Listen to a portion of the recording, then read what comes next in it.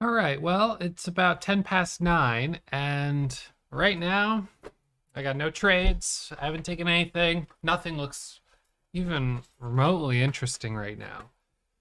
So, well, this may end up being a no trade day for me. I'm not sure. But the last few days, we've had some really good opportunities after the opening bell. So, while I haven't taken any trades yet pre-market, there could be some good opportunities at the open. So, I'll hold out and hope that we do get something. But the problem this morning, we've got several reverse splits, which I'm really not interested in trading after just sort of all of the weird stuff that's gone on with them in the last week or so.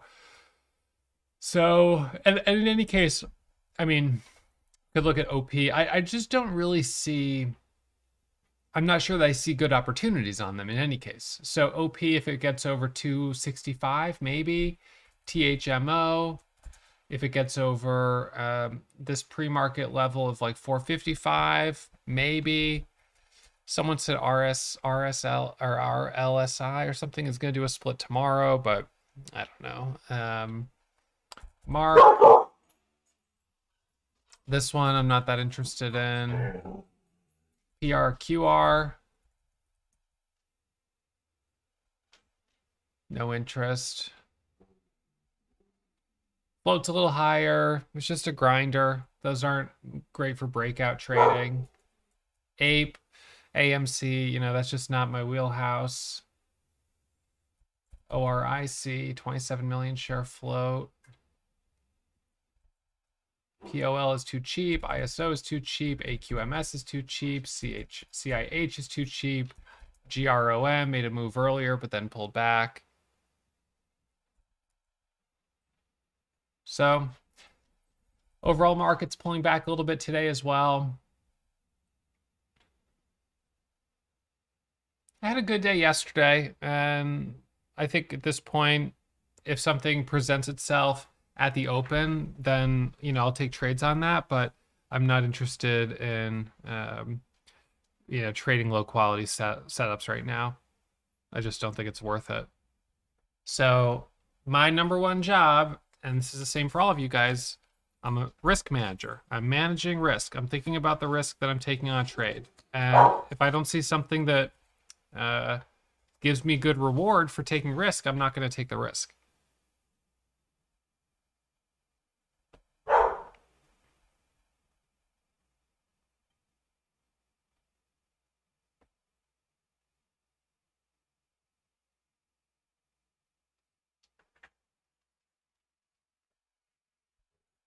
Yeah, a lot of these reverse splits do have lower floats. Um, you know, they could start to open up, but I just don't know that they will.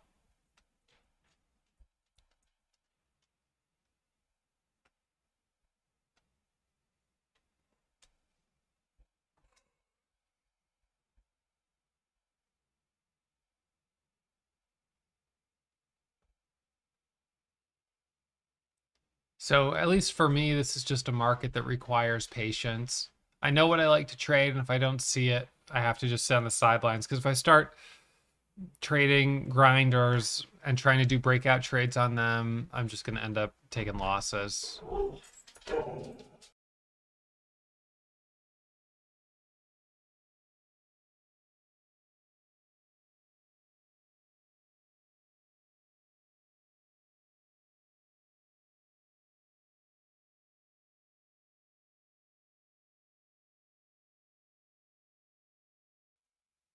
Sorry, girl's kind of getting a little worked up here.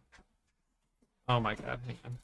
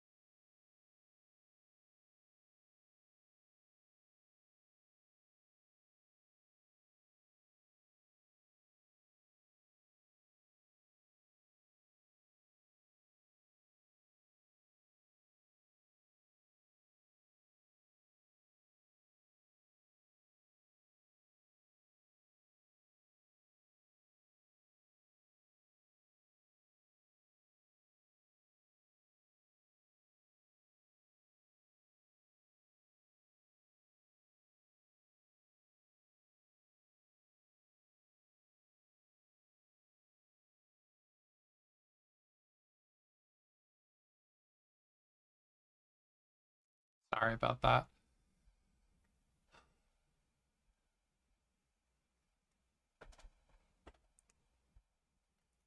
There's a new episode out on the podcast today, so hopefully you guys check that out.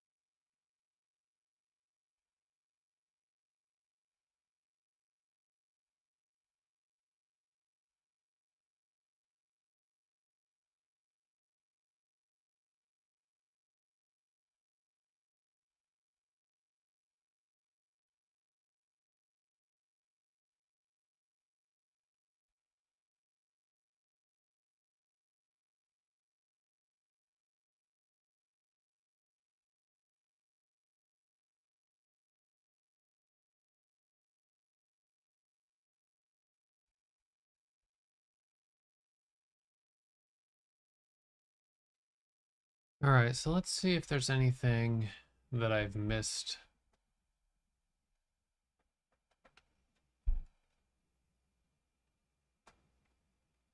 Hey, good morning.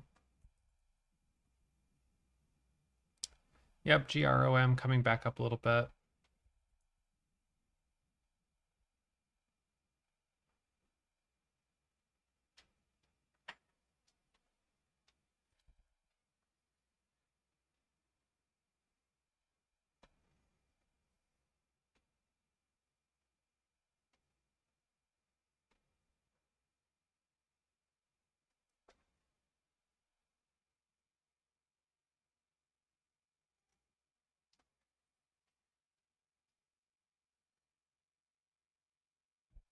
Well, and it's a little distracting for my trading, unfortunately.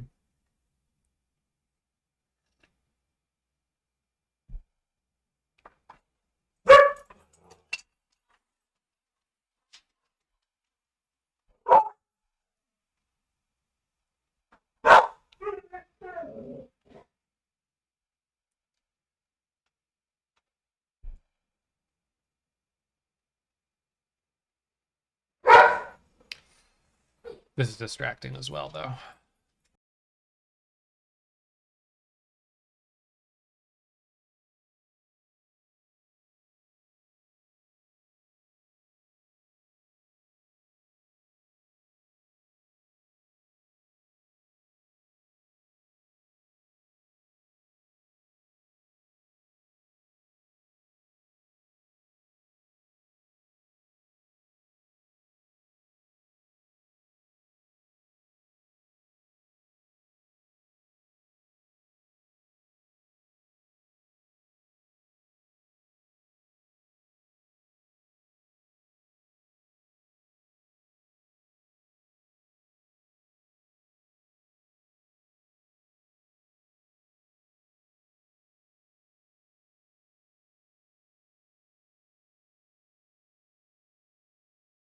Okay.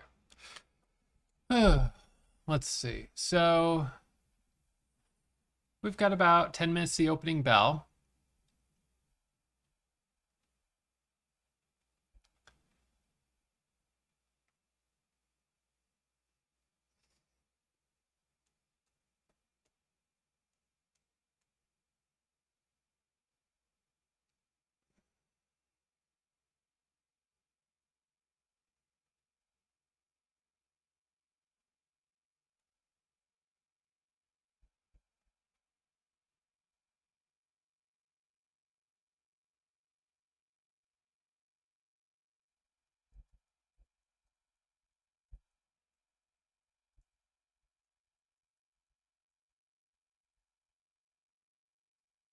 Good morning.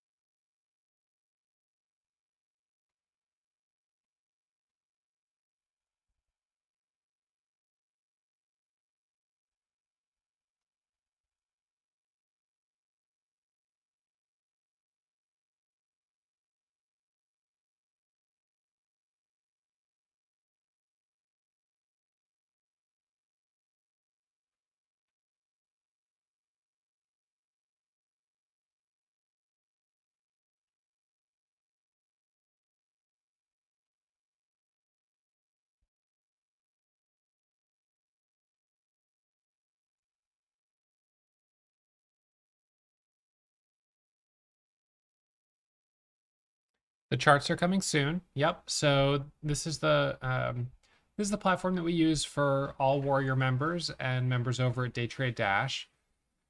And charts are what we're working on right now. I'm in a beta environment, but we'll be releasing these for members. That's the goal. So I just want to make sure I'm really happy with them.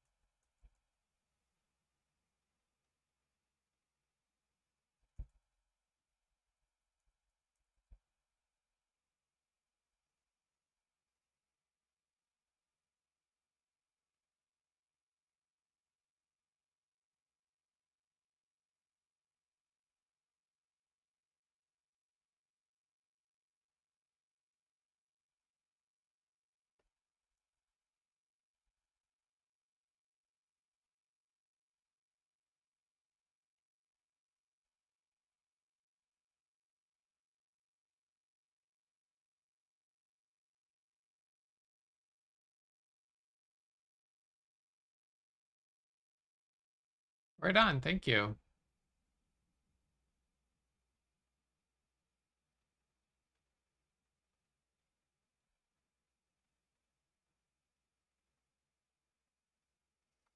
Well, so the question there, why would I use charting software that's separate from my broker?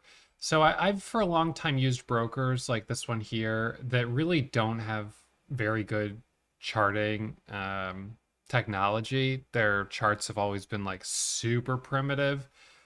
So these are discount brokers, generally speaking, or they have some advantage that you don't get with a retail broker like a TD Ameritrade or an E-Trade. Now, TD Ameritrade, E-Trade, they have invested a lot of money in their platforms. But historically, when I started trading, those brokers all had high commissions. So I started using discount brokers and direct access brokers. And while they have some great advantages, they've never had really good charts. So I used third-party charting software, eSignal, TC2000, and I've been using eSignal for a long time.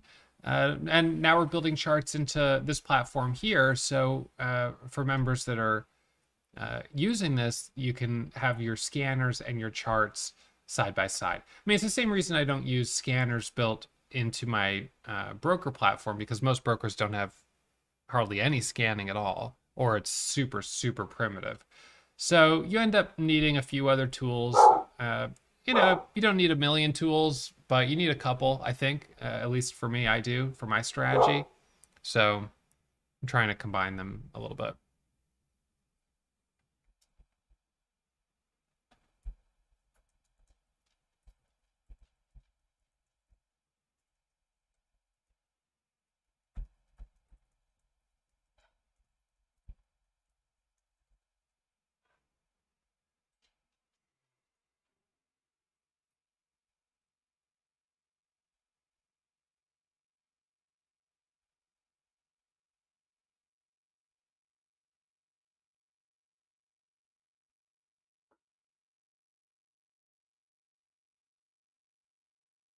Yeah, I don't like Sterling's charts, and I don't like Lightspeed's charts. But, if they work for you or they work for other people, then that's certainly fine.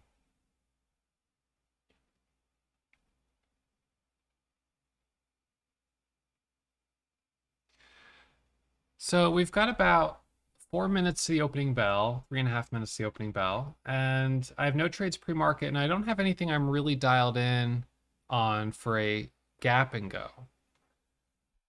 We've got 3 reverse splits at the top of the scan: THMO, OP, Mark. Not really interested in those. And then APE is the leading gapper that's not a reverse split, but of course I don't think I'm interested in that. So I'm just going to sit tight and no trades at the open, not looking for a trade right at like 9:30, 9:31. I'm just going to see what ends up holding up and then go from there. All right, so that's the game plan for today. Reminder, as always, trading is risky. My results aren't typical, and there's no guarantee you'll find success. Whether you trade on your own, you'll learn from me. So take it slow, and we'll see you back here, those on YouTube, first thing tomorrow morning. Reminder that next week will be the last week of the morning show. And then in January, we've got new students that are joining Warrior Trading using the Trade 2023 coupon code. And I'll be focusing just on content over at Warrior. All right, so I hope you guys enjoy the rest of the day, and I'll see you tomorrow morning. We'll finish up the week Friday, hopefully with a couple more good trades.